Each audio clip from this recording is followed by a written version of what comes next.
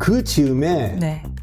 무슨 일로인지는 모르지만 대통령과 한동훈 비대위원장 간에 충돌이 있었고 마음이 완전히 상했어 보니까. 완전히 상했고 전화 통화도 안 하고 그러니까 전화 통화를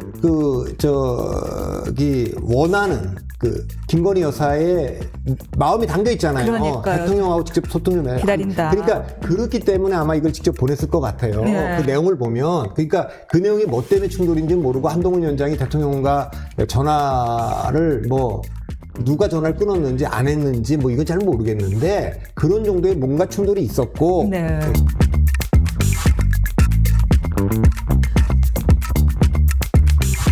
이준석 의원이 무슨 이야기를 했냐면 이번에 라디오에 나와갖고요.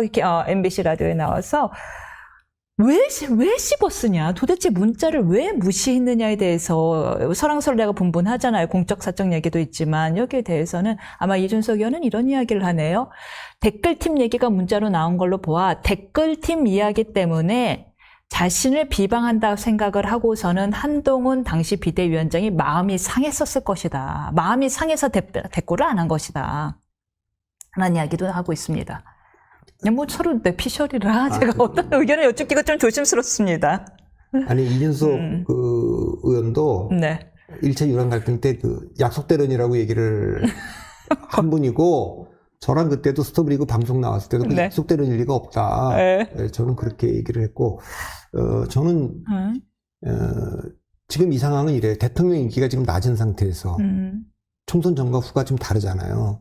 그래서 대통령이 1차, 2차 이게 지금 뭐 3차인지 뭐 2차인지 잘 모르겠는데 3차라고 치고 1차, 2차 때는 1차 때는 어쨌든 그 90도로 뭐 인사하고 무마를 했어요. 뭐 누가 이겼는지도 잘 모르겠고 그 상태로 끝났고 2차는 두 번째는 그때는 한동훈 위원장이 이길 수밖에 없는 충돌이었죠. 그 왜냐하면 공천 거의 선거 막바지에 와서 뭐 충돌이 벌어진 거니까 그랬는데 오늘 지금 지금 동아일보에 지금 속보로 뜨는 거 보면 지금 굉장히 격렬하게 지금 그 반응이 지금 서로 오고 가고 있다는 것 같아요, 지금. 이거는 그러니까 결론적으로 박지원 의원의 많은 관측자들이 얘기를 하고 있지만 전부 다 내피셜이고 모르는 거예요. 아무도 몰라요. 그러니까 이거 지금 이 얘기는 저는 그래서 그런 얘기들은 이건 어떤 의도로 해야 돼. 의도를 제가 늘 얘기하잖아요. 별로 중요하게 생각하지 않는다고. 의도가 중요한 게 아니라 파장이 중요하거든. 실제로 미치는 파장. 지금 파장이 커졌어요. 그렇다면 이렇게 파장이 커진 부분은 나경원 의원이 얘기하는 대로 정무 감각이 조금 부족하다란 부분은 좀 한동훈 후보 입장에서는 뼈 아플 수 있지 않을까요? 그러니까 한동훈 위원장 입장에서 총선 때 경험이 부족했기 때문에 잘 대응을 못했다. 근데 중요한 지금 당대표도 역시 정치 경험, 선거 경험이 없으면 하기 어려운 거 아니냐. 게다가 대통령이 3년 남았는데 이 한동훈 대표하고 대통령은 이제는 뭐 완전히 루비콘강을 건넜다. 그것이 여러 번 얘기가 돼서 이번에 이 문제로 확인됐다. 네. 이렇게 되는 문제에 대해서 한동훈 위원장이 곤혹스러울 텐데 네. 한동훈 위원장 스타일이 물러난 분이 아니잖아요. 죽을 때까지 지난번에도 네. 어저께도 뭡니까? 그거 하려고 했던 그 연판장 그 기자가 해라. 왜 그걸 중단하냐? 어저께 하려고 했던 연판장인지 뭐 그 원외 강의인지 그 문제와 관련돼서도 그거 하려고 했던 분들도 격앙되게 지금 반응하고 있더라고요. 예. 그 조강한 그분도 아직도 페이스북에 글 올려서 격렬하게 지금 뭐라고 하시던 거예요? 아니 그러니까 그것도 쭉 읽어보면 제가 다 전달을 할 수 없지만 그 한동훈 위원장을 아주 직설적으로 공격한 내용이에요. 그런 거기 때문에 뭐 이상규 위원장도 그렇게 얘기를 한 거고 이게 굉장히 격렬해지고 있는데 야 이게 지금 이렇게 되면 제2의 지난번에 전당대회 때처럼 대통령실의 전당 개입으로 볼 수도 있고 이번에 거꾸로는 그때는 누가 봐도 사실 개입했죠. 개입을 했죠. 네. 그리고 안철수 의원이 역으로 대통령실은 뭐라 하냐면 우리는 가만히 있는데 안철수나 이런 사람들이 그 후보 단일화 얘기하면서 대통령을 끌어들이고 있다고 얘기했지만 누가 봐도 그거 객관적으로 그때는 그 전에 그러면은 김장연대나 김기현 대표가 대통령 만나고 판 거는 말도 안 하고 있다. 그건 말이 안 되는 얘기였는데 이번에는 진짜 누가 끌어들이고 있는지가 지금 분명하지 않은 거예요. 일단 그 문자를 누가 공개하냐, 어떤 의도로. 이거는 개입한 분명한 흔적이다. 이렇게 볼 수 있고. 분명히 그 말은 일리가 있는 말이긴 하지만 이것에 대답이 궁해진 한동훈 위원장 측이 이걸 만회하기 위해서 프레임을 바꾼다. 판을 더 키웠다. 더 키웠다. 그래서 이걸 이런 거 당무의 입으로 판을 키웠다. 이게 양쪽의 입장이 다 왜냐하면 그때는 대통령실 수석들이 나서가고 직접 발언을 했잖아요. 아무 말도 안 하면 아무 일도 안 일어난다고 와서 얘기도 하고 그랬는데 지금은 그런 거는 아니고 끌어들이지 마라. 극도로 지금 좀 공개적으로 지금 얘기하고 대통령실이 이번 문자 메시지에 대해서 나온 첫 입장이 그거예요. 끌어들이지 마라. 끌어들이지 마라라는 거잖아요. 그러니까 그런 상황에서 좀 논란이 격렬하게 되고 이 정도가 되면 저 말은 아까 제가 동아일보 그 보도 얘기가 제가 자세히 기사를 못 읽어봤는데 지금 방송 들어와 있어서 누가 죽는지 보자라는 얘기는 정말 할 수 있는 데까지 끝까지 가보자라는 거 아니에요? 네. 네. 국민의힘 한동훈 대표 후보 측 의원이 누가 죽는지 보자. V1, V2가 문자 공개를 오케이 했다면 선 넘은 거다. 이제 이렇게 이야기를 했다라고 하는데요. 근데 예. 그게 오케이를 했다는 게 확인이 되겠어요? 근데 오늘 조선일보나 보수신문의 논설도 아니라고는 하지만 대통령실의 관여가 아니라면 누가 공개를 했겠느냐라는 취지로 이번에 논설 오피니언을 냈더라고요. 사실 모든 정황이 상식적으로는 네. 그렇게 보는 게 단언할 수는 없지만 네. 상식적인 판단이죠. 상식적으로는 네. 그러하나 그런 거. 이렇게까지 격렬한 반응이 나오니 알 수 없는 건데 정말 제 뇌피셜입니다. 아무런 근거 없는. 그런데 저는 약간 이 상황들이 이상한 게 당시 1월 달 중반에 김건희 여사가 용산을 통하지 않고 한동훈 위원장한테 직접 아니 내가 하라면 할게요 라는 문자를 여러 차례 보낸 점 그리고 이번에도 문자가 유출됐는데 대통령실이 이렇게 격앙된 반응을 보이는 점을 볼 때 혹시 김 여사와 대통령실이 소통이 안 되고 있는 게 아닌가 하는 그런 생각이 거는 들어요. 아닐 것 같아요. 네. 그러니까 제가 보는 거는 무슨 일인지는 모르지만 뭐가 선이고 뭐가 훈지는 모르겠지만 그 즈음에 네. 무슨 일론지는 모르지만 대통령과 한동훈 비대위원장 간에 충돌이 있었고 마음이 완전히 상했어 보니까. 완전히 상했고 전화 통화도 안 하고 그러니까 전화 통화를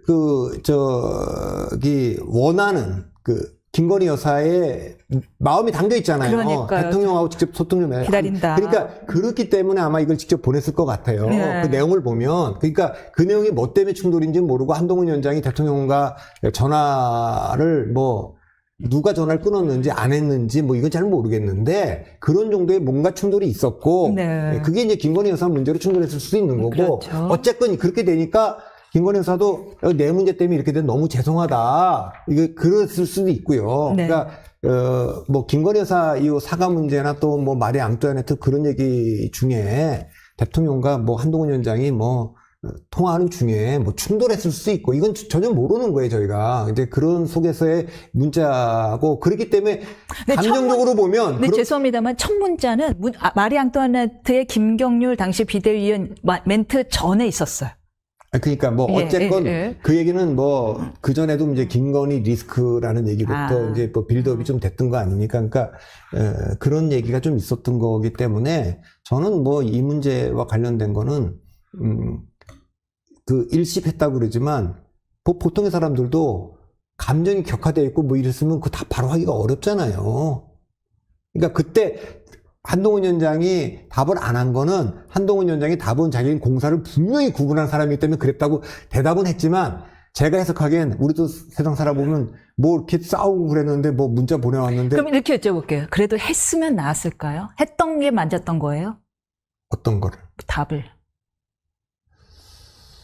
저는 그 감정의 상태 그때 잘 모르니까 모르겠는데 그렇게 얘기해 왔기 때문에 저는 이거는 죄송하다고 저도 지혜롭게 좀 풀고 싶은데 요건 저희가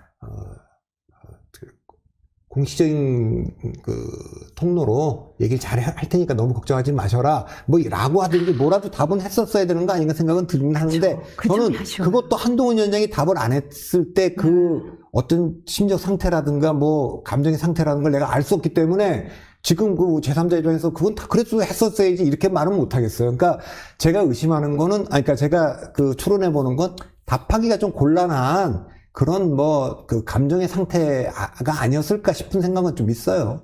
전체적으로 보면, 왜냐면 그 내용 중에서 유추해 보면 대통령도 전화를 좀 기다리고 계십니다.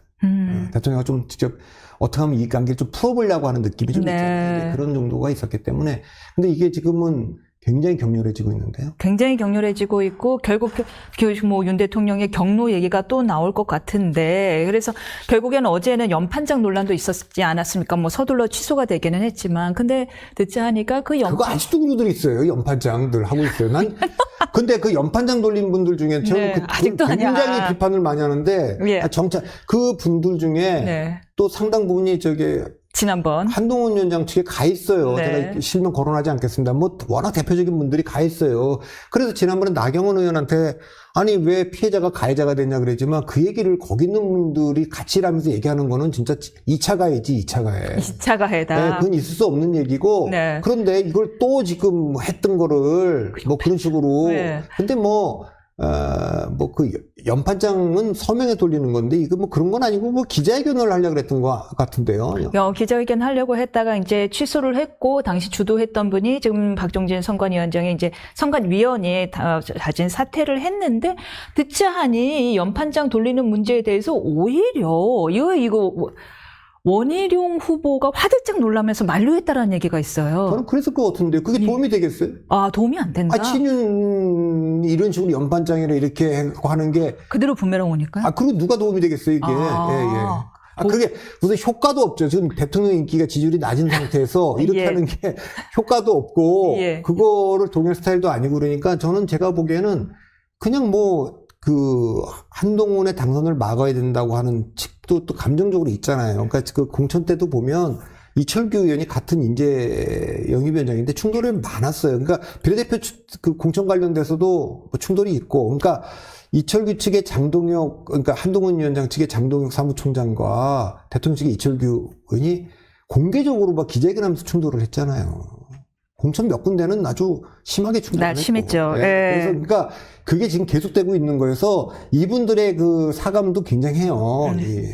그러면 이제 2차전이다, 라고 보시는 것 같은데, 원희룡 후보 입장에서는. 그 다 좋은데, 오늘 우리가. 예. 그 오세훈 시장과 김동연. 예, 지금 40분이어서 질문 하나만 더 딱 하고 이거 마무리 할게요. 근데 이게 항상 지난번에도 이게 예고한 거는 짧게 하고, 예고하지 않은 걸 길게 하는. 죄송합니다. 자, 이 원희룡 후보 입장에서는 연판장 돌리는 걸 강렬하게 반대했다라고는 하지만 지금 이 사태를 적극 이용하는 모습은 보이고 있거든요. 연속해서요. 문자 메시지 잘못된 것이다. 정무감각의 문제고 왜 그때 사과를 받아들이지 않았느냐, 왜 답을 안 했느냐, 이런 상황으로 루비콘강을 건넜고 등등으로 이제 강하게 비판하면서 이 문자 메시지 사태를 10분 활용하고 있는데 10분 활용하고 있는 것이 지금 이 전당대회에서 본인에게 유리한 스탠스가 될까요? 전략이 될까요? 아니 근데 그 나경원, 윤상현은 다 마찬가지죠. 그러니까 가장 적극적으로 활용하고 있긴 하시던데. 아니 그러니까 이 세 분이 다 이 문자 메시지는 본질이 아니잖아요. 그러니까 본질은 뭐냐면 당 대표가 대통령과 완전히 그 척을 진 상황에서 할 수가 없는 거다. 아니, 이게 핵심. 네, 근데 맞아. 계속 듣겠습니다. 그러니까 그게 핵심인 거예요. 예. 지금 아니 이 상태로 해석도 지금 저 문자 메시지도 뭐 사과하려고 그런 게 아니다. 그건 본질적인 게 아니고 배신이라는 거에 대한 얘기도 다 하지만 본질은 뭐냐면 한동훈 위원장과 윤석열 대통령은 완전히 루비콘을 건넜다. 전윤이다. 이제 그 윤석열 의원 그게 지금 본질이고 세 명의 후보가 이걸 공격하는 거죠. 그러니까 이 상태에서는 한동훈 위원장이 당대표가 되면 당정은 끝난 거고 민주당의 그 탄핵 공세에 속수무책이다. 맞설 수가 없다. 무너질 수밖에 없다. 이걸 호소하고 있는 거죠, 당원들한테. 이거에 대해서 이 공포심, 탄핵으로 연결될 수 있다는 공포 마케팅을 하고 있다. 공안증을 확산시키고 있다는 게 한동훈의 얘기지만, 뭐라고 얘기를 하냐면, 배신도 뭐라고 그러냐면, 한동훈 위원장은 진정한 배신은 정권을 잃는 거다. 그 교과서적인 답이잖아요. 근데 또 원희룡 의원은 뭐라 그러냐면, 아니, 무슨 얘기를 하는 거냐. 김무성 당대표하고 박근혜 대통령하고 충돌해갖고 우리가 총선 지는 것도 봤고, 그 전에 97년에 김영삼 대통령하고 한나라당 이해창 후보하고 충돌해갖고 10년 야당된 것도 봤고, 노무현 대통령하고 정동영 후보가 충돌해갖고 10년 민주당이 야당하는 것도 봤는데, 결국 대통령과 당대표, 여당 대표, 또 여당 대통령 후보하고 충돌하면, 그거는 당이 어려워진다는 게 역사적인 그 경험이다. 그 얘기를 하고 있는 거지. 어떻게 대통령과 차별화를 해갖고, 우리가 더 잘 될 수 있다고 얘기를 하느냐. 이제 그 얘기죠. 그 얘기군요. 근데 약간 원희룡 후보가 워낙에 이게 강력하게 문자 메시지 문제에 대해서 비판에 앞서다 보니까 자꾸만 이후 배후가 원희룡 후보 아니냐라는 의혹이 나와서요. 그러다 보니까 이제 원희룡 후보에게 좀 불리한 거 아닌가 싶어서 여쭤본 겁니다. 저는 뭐 원희룡 후보가 이 그 한동훈 위원장과의 관계가 나쁘지 않았고, 개항에 출마할 때도 김경률 그 마포 출마와 더불어서 거기 출마하려는 예정자가 있는데도 데려가고 딱 여기 손들어준 분 아닙니까? 열심히 도와주셨죠. 두 분이 이제 그런 관계고, 끝나고도 그러니까 한 2번 밥도 먹고 그랬던 건데, 네. 이렇게 나왔단 말이에요. 그러니까 원희룡 장관이, 전 장관이 뭐 한동훈 비대위원장하고 뭐 이 문자 이걸까지 까면서까지 그랬을 것 같지는 않고, 이거는 제가 보기에는 그건 김규환 실장이 정확히 알 것 같아요. 김규환. 그분이 이제 누구로부터 듣고 이거 공개하는데 그 전에 알고 있던 내용이라고 해도 이거 뭐 누구랑 상의 안 하고 그냥 확 그냥 했겠습니까? 저는 잘 모르겠어요. 그래도 상대방 그 알려준 분들한테 최소한 누구한테, 하여튼 요 문자는 누구한테 받았을 거 아닙니까? 듣든가. 그러면 그분한테 그래도 양해 정도는 구하지 않고 뭐 그러지 않았을까요? 근데 그 대상이 양해했겠죠. 그런데 이제 뭐 그건 말이 안 된다, 그거 하면 안 된다 했는데도 했을 수는 있지만, 그랬을 가능성보다는 뭐 그러든지라든지 아니면 그렇게 해 뭐라든지. 김규현 실장님 스타일 잘 아시잖아요. 양해 받고 하셨을 스타일이죠. 저는 그건 잘 몰라요. 아, 그러세요? 잘 모른다고 계속 여러 가지 상황을 잘 모른다고 하시는 거 보니까. 저는 왜냐하면 네. 방송 여러 번 같이 하고 그랬는데, 저는 그 제가 들은 거, 아는 거, 본 거를 뭐 얘기를 방송 가서 정말 안 전혀 하세요. 안 하는 스타일이라, 정말 안 하세요. 저는 사실은 그런 게 나올 때마다 어떤 뭐 전화 녹취라든가 뭐 이런 게 나올 때 깜짝깜짝 놀랍니다. 저는 어떻게 이런 거 얘기를 하지? 그러니까. 제가 박 대표님의 그 아이덴티티는 확실하게 컨설턴트라는 게 드러나는 게, 의뢰인들이나 일로 통해서 습득한 것을 변호사인 저희들보다도 더 입을 다물어요. 절대 말씀 안 하세요. 저는 얘기 안 합니다. 제가 이게 듣고 알고 뭐 본 게 많지만, 네. 그리고 그런 걸 제가 뭐 어느 방송에도 나가서 얘기하면 그냥 그날로 뭐 대한민국이 뒤집어질 만한 것들도 있지만, 그거 얘기하면 안 되죠. 그거 어떻게 그런 걸 그냥, 저는 그런 얘기를 막 툭툭 하는 거 보면 깜짝깜짝, 이거 뭐지, 이거? 이런 생각을 저는 해요. 근데 가끔 우리 방송에서 좀 해주셨으면 좋겠네요. 조금이라도 해주셨으면 좋겠는 작은 바람이 있는데, 마지막 질문 드릴게요. 여당의 전당대회 간만에 흥행 훈풍이 부나 했더니만 토네이도로 다 사라져버렸습니다. 많은 사람들이 한숨이 나옵니다. 이게 뭐냐고. 근데 이거는 옛날에 그 전당대회에 비해서는 격렬하지 않은 편이에요. 왜냐면, 그래요? 그럼요.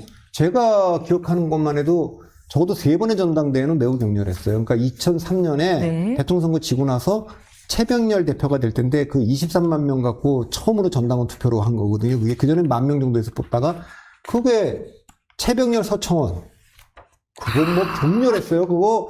그때 형사고소 난무하지 않았어요? 그건 뭐 그렇게 전당원 투표로 한 것도 처음이었고. 예. 그게 한 2% 정도 차이 났을 것 같은데, 격렬했고요. 그게 정말 전쟁. 2006년도에 박근혜 전 대표 측에서 미는 강재섭 후보와 이명박 전 시장 측에서 미는 이재호 후보의 격렬. 이것도 아주 격렬했죠. 격렬했어요. 지금처럼 정말 이렇게 막 그 정도는 이전 투구였어요? 이전 투구 정도가 아니고, 이재호 전 의원이요. 예. 그때 이재호 의원이 당의 원내대표도 이미 했고 사무총장도 했던 분이에요. 근데 빨갱이라 그랬어요, 그때. 빨갱이. 뭐 민주당 출신이니까 빨갱이라는 얘기 나오고. 그 다음에 또 언제 격렬했냐? 심하다. 박근혜 대통령 시절에 예. 2014년 전당대회죠.